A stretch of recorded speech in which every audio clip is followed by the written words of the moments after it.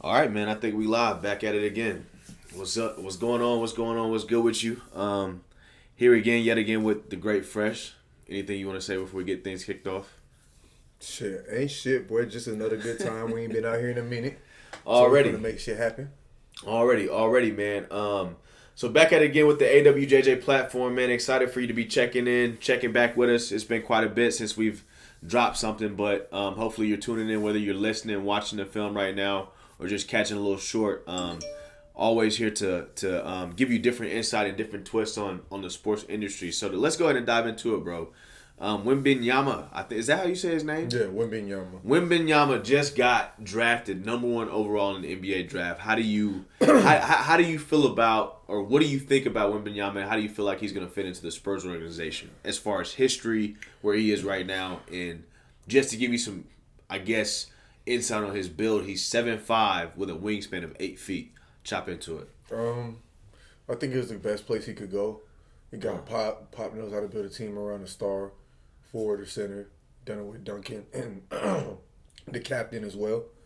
So I think Wembanyama is in a good position. They got nice young players, nice rebounder on the team. I can't remember that kid's name right now. Yeah, for sure. They got a few pieces that I like. I think it'll take some time, but we'll see. We'll have to see how he transitions, but I think it's a good pick. Looking at all the blogs, man. If you look at all the research and the posts that's being done surrounding this kid, as far as prototypical build potential and whatnot, the amount of pressure that's being put on this dude is actually insane. Like, probably, I think they said he's probably the most highly anticipated player since Bron. But they're predicting this dude to be an all-star as a rookie. Mm-hmm. Do you think these are too lofty expectations, or do you think he'd actually attain them? Not with Pop. With Pop, it's obtainable. Really? Of course. Speaking of Pop, if you want to know a crazy stat about Tim Duncan, all NBA his rookie season. All NBA your rookie season, fam. And they asked Michael Jordan if it was one person that he would say would be the next greatest, and who would be? He said Tim Duncan. All NBA in his first season as a big man. He's different. You think Wembanyama's going to come back and bring kind of the old school big man? Well, no, because he can shoot a little bit too. No, he's more of the new school big man. He's like the definition of it. He's what you would want. He's a taller KD. Yeah. You think he can develop into a player as good as KD or better than KD? Because they're saying, I mean, speaking of KD, actually, glad that you brought that up. They asked him recently, right after the draft, who was he most looking forward to when competing in the upcoming season. He said KD. So, could be a crazy little. Speaking of KD, Phoenix, Bradley Beal going to Phoenix. We actually had a discussion about Bradley Beal. I think it might have been was it off pod? I don't know if it was off pod or not. But we had a discussion about Bradley Beal, and when we were comparing him to Kyrie Irving. Either way, Bradley Beal. So. Either way, Bradley Beal coming out of Washington, joining Phoenix. CP3 leaving Phoenix. Bradley Beal's kind of coming up on that higher end of his career. Hasn't really had the opportunity to compete in too much postseason. Do you think he comes into Phoenix and he's actually going to generate more wins, high possibility of making it deeper in the postseason? Of course. Really? They were the only team. You don't think he's too old? They were the only team in the whole playoff run to beat Denver more than once in the playoffs. Every other team got swept by them, or Denver only lost one game. Phoenix beat them twice. KD's an all-time great in your opinion? Of course KD's all-time great. You think he's a snake for leaving OKC? No. Because now it's his identity. He accepts it. He's a mercenary. And he's cool with that. Has no problem with it. Who he is. It fits. Godly. Braun is Braun. I had to learn to accept the way Braun took it too. They all have a path they could choose. So let them choose it. And let them go ahead and develop into who they're supposed to be. Be the character type of deal. Yeah, you won 2 with Golden State, but had your stay and y'all 3-peated 2 times, they'd be talking about y'all differently. Bradley Beal, bringing it back to Bradley Beal to Phoenix. Damian Lillard is one of the still crazy hot topics out there right now. Hasn't been released on if he's got a trade, if Portland's looking to dish him, if he's trying to sign any deals recently. Where do you not? Okay, if you are an NBA fan, you Fresh, if as a Hawks fan, where do you not want to see Damian Lillard end up?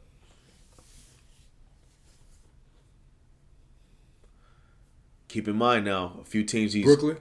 or Miami. A few teams he's considered Brooklyn going or to. Miami. Brooklyn or Miami. But I think he ends up there anyways. But the Hawks, we'll talk about them niggas later. You don't want to talk about Collins right quick? No. Go ahead and chop into it. Speaking of everybody, you got to realize we out of Atlanta. Shout out to everybody in the A. Shout out to everybody in the A-Town holding it down. We out of Atlanta. And with that being said, people who are from Atlanta considering fresh or big Atlanta fans. And the Atlanta Hawks organization just did one of the most mind-boggling things as far as the trade market goes by letting go their young talent, Collins, high flyer, energetic, in exchange for Rudy Gay and I think a few picks. Rudy Gay. Some people think it was good. The kids listening don't even know who Rudy. They don't even know who Rudy Gay is. Some people think we got a bum off. I'm like, nah, bro. John Collins ain't no bum, bro. They just not using him right. Collins is a dog. He's a dog. You just can't be you can't be playing two guards. You got to say Dejounte Murray or Trey. You can't have two guards. He goes to Utah. You think he helps Utah out? Man, Utah ain't even trying to win. So I don't. Where's that coming from? Why not? They just not trying to win. They're in a rebuild process. They stacking up picks. They probably gonna try to make a trade or try to see where they can get this draft. And speaking of back in the day when they had Gordon Hayward, they was actually a decent competitor too. Nah, they finna be even better because these young niggas they got plus the picks they got. With Clarkson running the point and Laurie marketing, yeah, they got a little squad. That's but see the new NBA rule, you can't keep everybody no more. You can only really have 2 max contracts. Basically hovering around that $40 million, $35 million a piece. Yeah, I think the hard cap is at 80 or 90 million is the hard cap. So I think you're gonna have 44 million for the rest of the team. What? Something like that. It's weird. 44 million for 13 other people? It's weird as fuck. Something like that. It's weird. Or like 80 million for it's something like that. It's weird. It's all super hard cap. So cash is really that's why they traded Jordan Poole. You think that's why you think the Warriors part of Jordan it. Poole? That was a part of that. That was a part. It was the Draymond. It was a part of it. It was a part of the reason everything lined up. It's the Draymond thing. The chemistry's not there. A part of the script? No, not a part of the script. A part of his play fell off last year. Then the NBA just signed this new rule that limits teams like Golden State from buying players and having a whole lot of contracts and just paying the luxury tax, like a hard caps you. So like the deal would have not allowed KD to go to Phoenix. Golden State wouldn't have been able to give DiVincenzo. Miami wouldn't have been able to get Kevin Love. All these Mavericks wouldn't have been able to get Kyrie. Ooh, AD so now they forcing you to home grow. But what it's going to elevate the game though. It's going to destroy the middle class. So you're going to have to take the only way you can really make it work is if the Stephs and the Brons and the take less money. Makes sense. I see where you go with this. I'm picking up what you put down. That's the new era. So just when like we said, Clay take this pay cut and Steph take this pay cut to get Draymond paid, they still gonna have one more slot. Golden State not stupid. No more Rajon Robbins, like the Robinaries type, to the Batman, like how Rajon was for that Boston team. He was a part of the big three, but he wasn't on Paul Pierce's That's what they're trying to stop. But I think Golden State already ahead of them. Because it's just developmental, like the way. No, because they already said in order for Clay to stay, he got to take a pay cut, so he's gonna take a pay cut. Now that Steph know one of the reasons they lost Poole. You think that's really? You think the missed shot that's idolized as being one of the biggest idiot plays of Jordan Poole's career really had that much of an effect on the series? No. I mean, he just was playing bad all year. He's not the same Jordan Poole that helped him win the championship. You think Ice Spice affected him? I think him getting the check affected him. And like, I'm happy you bringing this. We can roll into another really great topic for the NBA right now. And something that I think really needs to be talked about in the community. Well, Jordan Poole, yeah, he was affected by the Ice Spice thing. But these is young kids. With social media, they popping, still developing, still maturing. Still developing. You get $130 million contract. Hell yeah, you blow it. You finna go blow it. Like, yeah, you might be simping out to some of us. Yeah, you spent $500,000 on Ice Spice on a date. But you that nigga that's talking shit in practice, so Draymond hit you, like, you gotta understand, like a man, you was talking shit to a grown ass man. It came to a boiling point. Things is different. I got a foundation. Like, you just helped them win a ring. I know you feeling yourself, my nigga. This is a real dynasty. You know what I'm saying? It's a lifestyle. Yeah, it's a dynasty. It's a lifestyle. It's a brotherhood. So you just got, if you're gonna talk this shit, you got to be able to take what come with it, bro. But other than that, his play fell off, so which was allowing Gunna him to. Thug.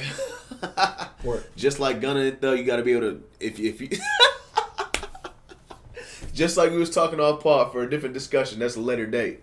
But continue on. Just like we was just talking about the whole Gunna Thug situation. So another thing that I was really wanting to walk into is what's going on with Zion.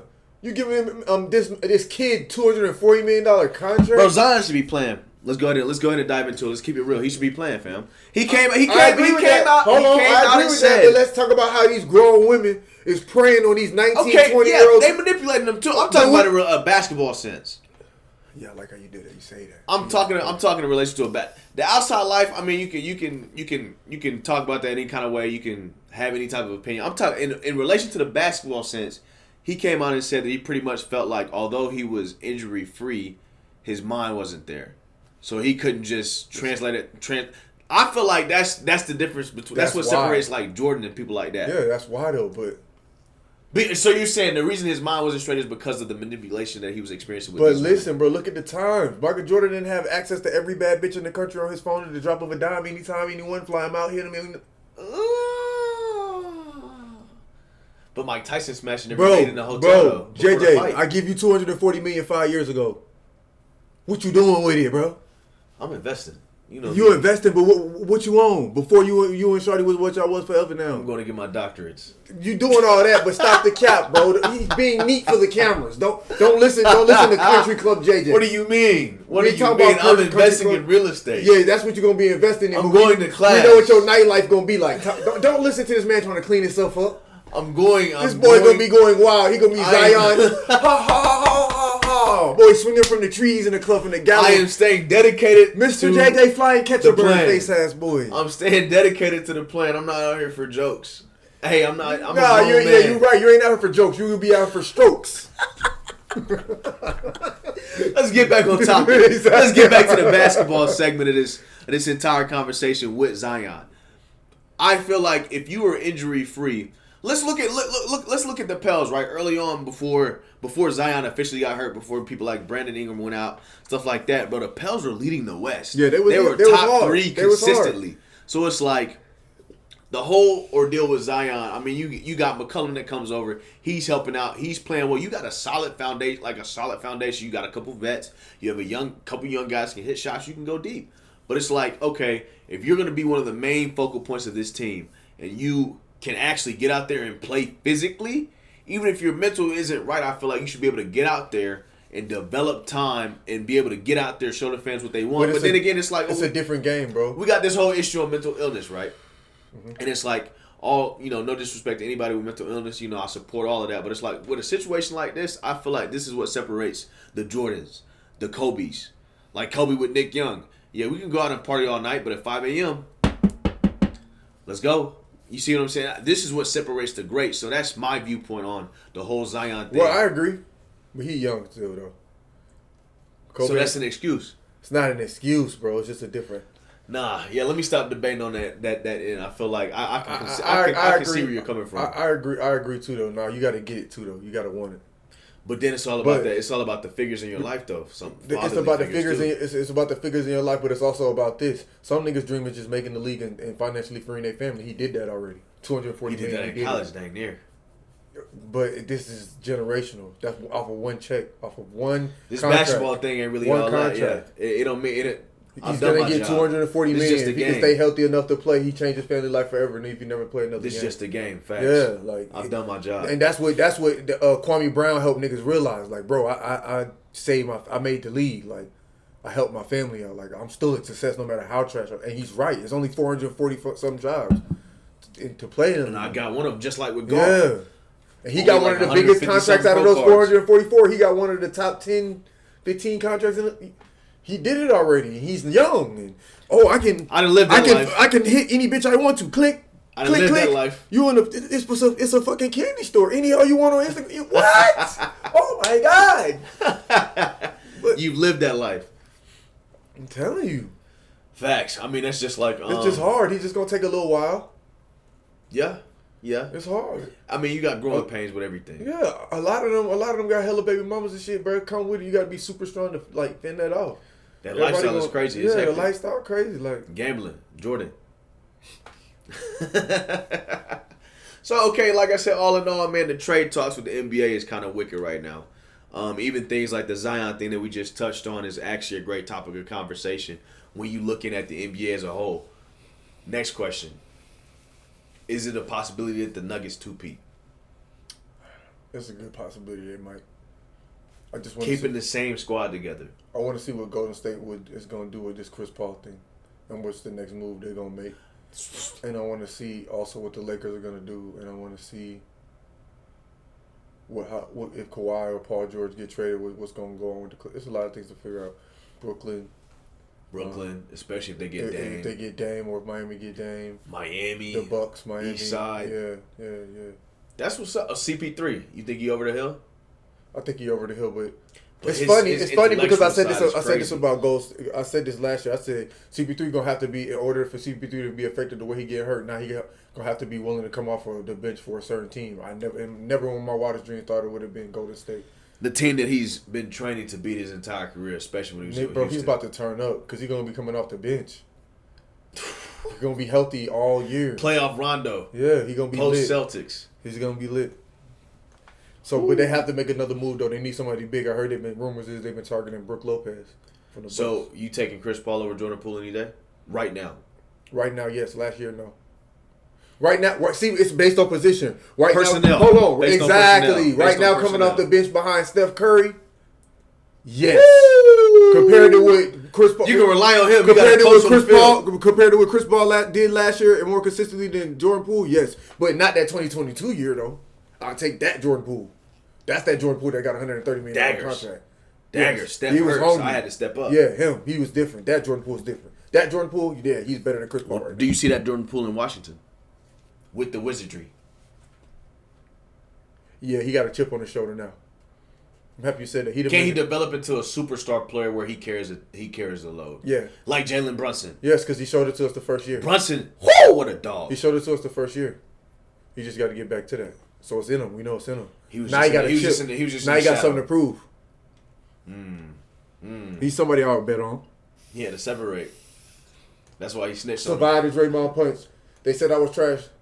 Like, Cam on them be talking about this nigga and shit. Niggas is like... bread and butter. Yeah.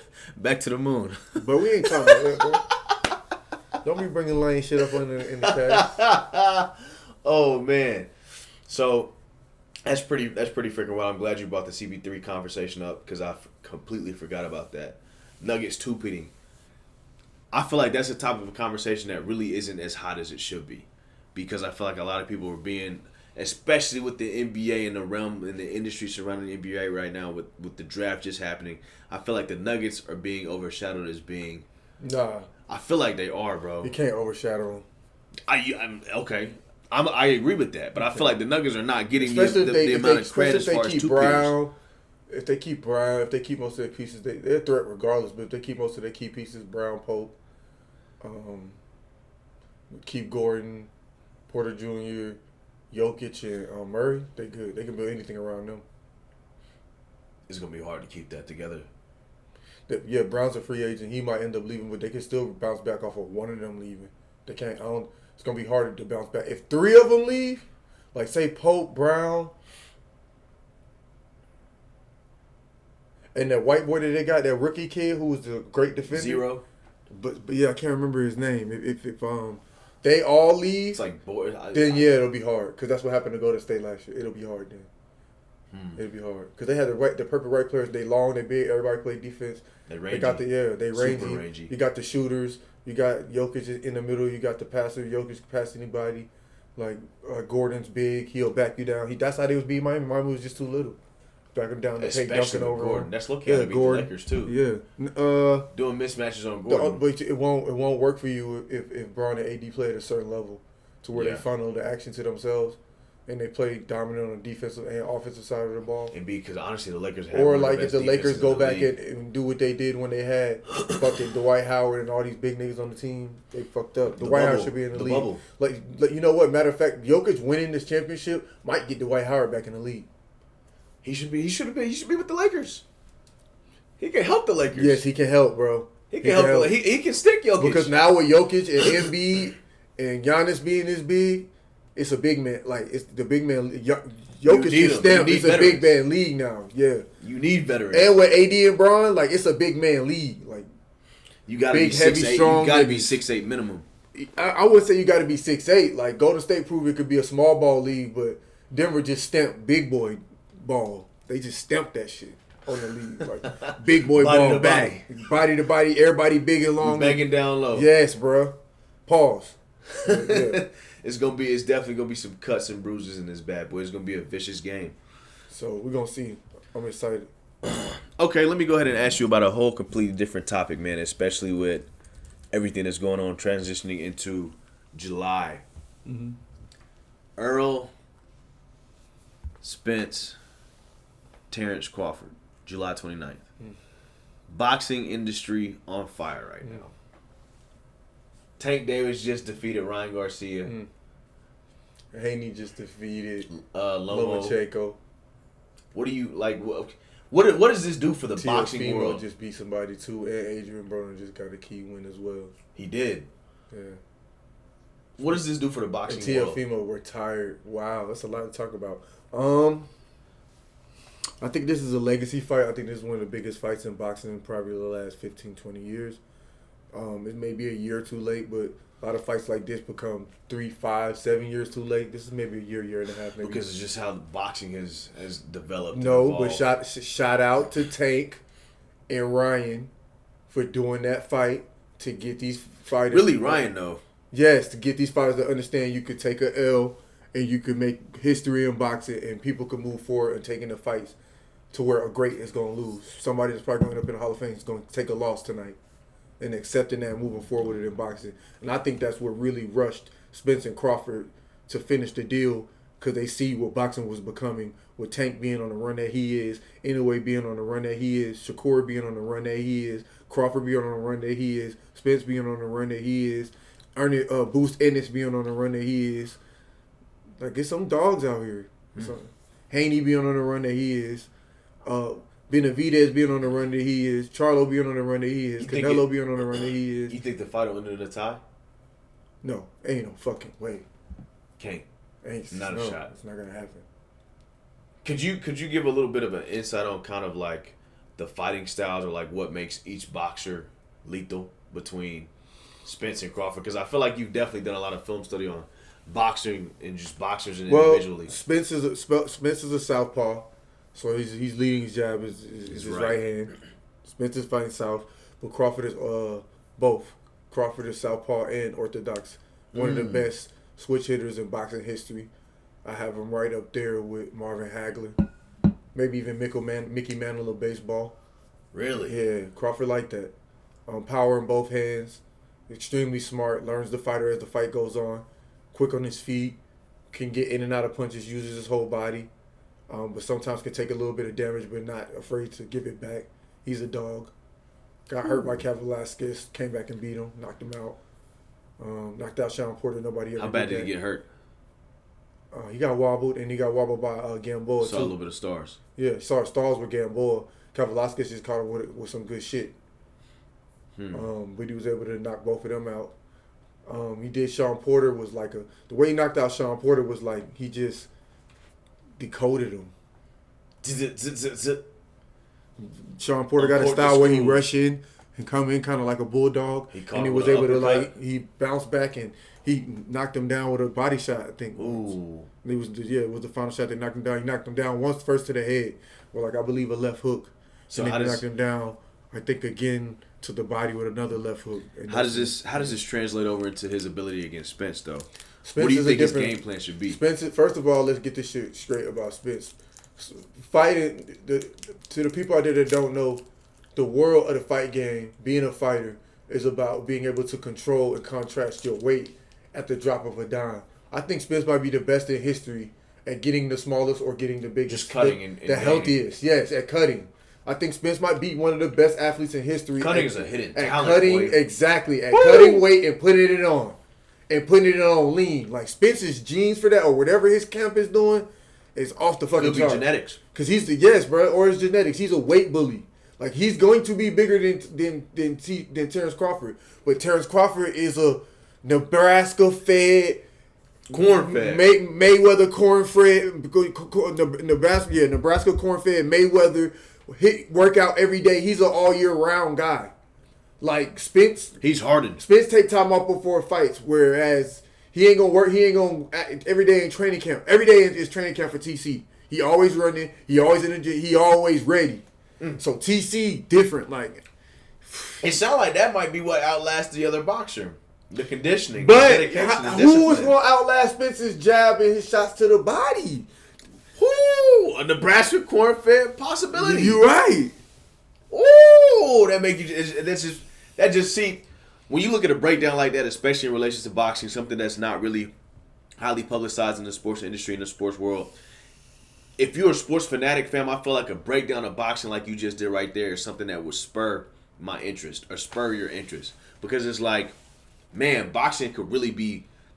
It could really be just like it was in the 60s. It's 70s. hot right now. It has potential. You see what I'm saying? This fight it's determines back. it. This fight determines it, and this fight's paving way for even bigger fights for us coming up. It's getting back to old school times, which is when boxing was at its prime. Yeah, it's definitely getting back there. What do you think? So okay, heavyweight. Tyson Fury type. Tyson deal. Fury, Jared. How much longer do you think Fury's got in his career? He's special. As long as he really got his heart in it, he'll have a chance. He's one of the only big men that can move. He's on his feet, move his head, even though it might be looking like slow motion to us. Them heavyweights throwing in slow motion. Wilder. You think Wilder comes Wilder back? still has a shot. Jared, this kid named Jared, a young kid, I like him a lot. American kid, he nasty as fuck. Strong. Is there a guy named Andy like Ruiz, Baby Boy or something like Andy that? Ruiz, I like him. I don't like old boy from London. Anthony Joshua. Yeah, he slick done to me. But isn't there a boxer that's on the come up whose nickname is like Baby Boy or something? I'm not sure. I think he's a heavyweight. I'm not quite sure either. But boxing, who? So okay, after that entire that breakdown, which you delving into just the characteristics of each boxer, with that assessment, who do you think comes out on top? Who are you taking? It's a 50-50, but I can tell you this: if Crawford can't deal with Spence's southpaw jab, crowding him, and shots to the body, he can't. If that breaks Crawford down, even though Crawford has to learn you, if Crawford can't keep Spence off of him with head movement, body movement, footwork, which I think is very underrated for Terrence Crawford. I don't think people talk about it enough. His footwork is is really good. Icy. Yeah, but it's subtle. That comes from just it's subtle. That comes with just natural, like secondhand subtle. nature going to It's the gym in motion. every day. It's subtle. It's constant motion. Footwork. Then who the fuck can survive Spence's onslaught? Like his onslaught is really like a chop you down now. Yes, it's chopping the tree but slowly. If Terrence and Spence got the reach too, if Terrence could survive it and get in and do what Terrence do and dissect him, we might see one of the greatest fights in history. Or it could still just be a great card because Spence just beat Terrence down over the rounds. But it's hard to just say Terrence not. Nah. We might need to do a live stream assessment of the fight. This is a war. This is a war. Yeah, we're going to have to watch this fight. This is a big-ass fight. Like, this is history being made immediately. Yes, history's being made immediately. Like, it would have been the biggest fight in 20 years, 25 years, most definitely a year or two ago. But it's still the biggest fight in 15 years, most definitely, maybe 20 right now. So you think it's on or above the level of Pacquiao Mayweather when it should have happened? It's beyond that because Pacquiao Mayweather happened. We didn't catch him at their prime. It happened 5-7 years too late. Mm. Whereas this fight is happening 1 year, 2 years too late. So it's still low key on time, just a little bit. Yeah. So imagine Pacquiao Mayweather fighting 4 years earlier. Exactly. Yeah, you might be in a dog pound that whole fight. Yeah, it's different. So that's what Spence and what's the name is. But like I said, shout out to Tank and Ryan for making that fight. Shout out to Tank for fighting Rolly. Shout out to these fighters willing to fight the best. Shout out to Lomo and Haney. But really shout out to Ryan and Tank for paving the way and bridging the gap. Because there's a lot of politics in boxing, a lot of racism that goes on and keeps things from happening. Because they like to put up fighters in race brackets and Mexican style and Russian style and Black American style, and it kind of keeps boxing divided sometimes, especially in the politics and with the money. But shout out to Ryan and Tank, the kids of the new generation, bridging that gap for real. That's fire. That's what really helped, and I believe which eventually propelled this fight that we about to get, this masterpiece with Spence and Crawford. ESPN ringside. This is one of them. And and I don't even want to rob them boys. I'm finna pay for the pay-per-view. I ain't gonna lie. You finna pay for it. We gonna get the pay-per-view. We can't have no blotchiness at all. We gotta see it crispy. We're gonna get the pay-per-view here, bro. I'll put it in. Have to. I'm not gonna do them like that. They deserve The bread. The bread for making this. This is sports. This is boxing. I'm catching the previews and everything. And this might be, and I think it's scheduled for 2 fights too. So. Really? Yeah. They both have rematch clauses if they want to have a rematch. Wow, we're talking about a god doggone trilogy, possibly. Kind of speaking of trilogies, like relating that almost to the MMA. MMA is getting back. With John Jones coming back, MMA is getting back, getting crazy. Israel Adesanya. Brian Edwards, who beat Usman. Think he got to be fighting Kobe Covington soon. It's a lot of cats in the MMA, bro. That's really getting up there. I really need to get back into it. I was really into it heavy when John Jones first was coming in. When he had the beef with DC Daniel Cormier, but then he kind of been suspended here and there, and he just got back into it. So I kind of been gradually getting back into it with him as well, type of deal. But when you just look at like MMA or any type of fighting or mixed martial art, it's a dogfight, bro. It's definitely by far, I think, one of the hardest sports, if not the hardest sport. Just because it's an all-out brawl. It's up there. I would say any fighting sport is definitely up there. All of them, really. Which out of all these different fighting styles, which would you say is the hardest, most dangerous? I think boxing. The most people die in boxing because it's all hits to the head. Yeah, because you're standing up punching at each other, whereas in MMA and shit, a lot of that shit ends up on the ground. You still break anything though. You aren't taught to place punches the same way boxers play punches. Boxers only punch so you really know how to punch. Like they can hurt snap you. With it. Yeah, they can kill you. Like people die in the ring all the time. Like when you first spar, like you have a respect for warriorship when you first get in your first real sparring match because you fighting for your life. You better fight back. Like that's what that is. When you in there, you better fight your opponent like you fighting for your life because you could die in there. For real. Like this shit real. Crazy. Yeah, it's real. You could die in there. That's actually a really good point just to give you insight. You fighting for your life. Going inside the octagon or going inside the ring. Yeah. Anything, whether it's wrestling, jiu-jitsu, like you fight in real contact, something you hit you in the back of the head, like you get overexhausted, too much dehydration, like you could die in there, bro. People die in there. Whew. Well, so you gotta have respect for that. All in all, man, chopping it up on boxing, man. Looking forward to that July 29th matchup. It's gonna be something very, very alarming, very, very exciting. Definitely gonna get the pay-per-view. Have to have the crisp audio, crisp visual, all of that. Man, looking at it, I just want to let everybody know I'm gonna try to come back out with a couple more segments, mainly focusing on the MLB, chopping it up about the Braves and the Rangers, kind of giving my intakes. Haven't really dropped anything on that just yet, but it's coming, folks. Fresh with the segment and how it's been going. You got anything you want to touch on? Shit, we're going to holler at y'all boy later. Talk about how these Falcons going to the NFC Championship. He capping already. So, DeAndre Hopkins, come on to the A, my boy. Hey, man, we're going to wrap it on that one, man. Everybody stay safe. Enjoy the 4th, because this should be popping up right around there, man. Enjoy the holidays. Tell your close ones you love them. And, hey, man, like, subscribe, and share this content. We're always here. Let me know if you want to get in, debate. Let me know in the comments if you disagree. All in all, bro, until next time, we out.